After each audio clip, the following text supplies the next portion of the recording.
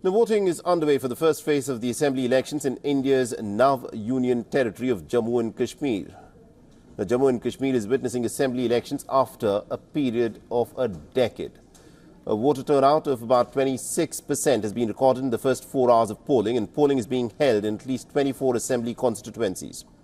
219 candidates across different political parties are contesting in the first phase of the elections in 7 districts of Jammu and Kashmir. Now, more than 2.3 million voters are eligible to exercise their electoral franchise during the first phase, which is happening today. This includes 560,000 youth voters. The key constituencies of the valley have more than 3,200 polling stations that are set up ahead of the landmark elections, and Phase 1 alone will see the deployment of more than 14,000 polling officials. Meanwhile, a 3-tier security system has been put in place across the Union territory, guarding each and every polling booth.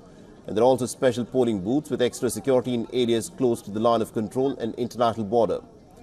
Now, the results of the 3-phase assembly elections will be declared on the 8th of October. The polls are the very first one since Jammu and Kashmir's special status was de-operationalized, with a diversified political landscape that will witness nearly about 40% candidates who are contesting as independents. The polls are going to be very critical to the stability and security of the Kashmir Valley.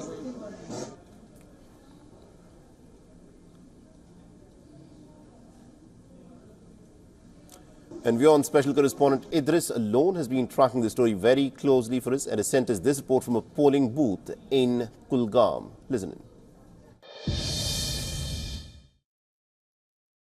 We're right now in Kulgam district where after a gap of 40 years, Jamaat-e-Islamiyah candidates have been fielded, and there is a huge queue of people here who've come out to cast their vote. This seat becomes extremely important and interesting because there is a direct fight between the India Alliance partners.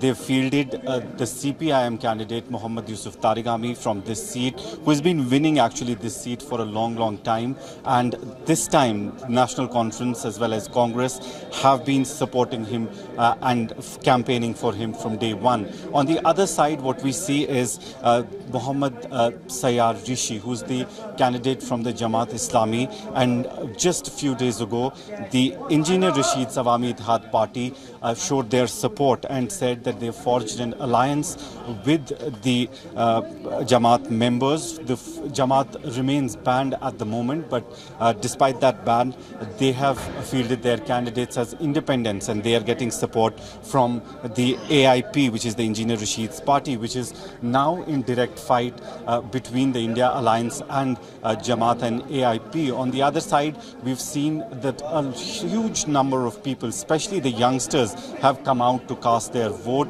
and we've also seen a big number, a big chunk of women also coming out to cast their vote. In parliament elections also, we saw a record-breaking number in the parliament elections, and this time the analysts also say that all the previous records of the assembly elections will be broken this time. With video journalist Firoz, Idris Loan for WION World is One. For all the latest news, download the WION app and subscribe to our YouTube channel.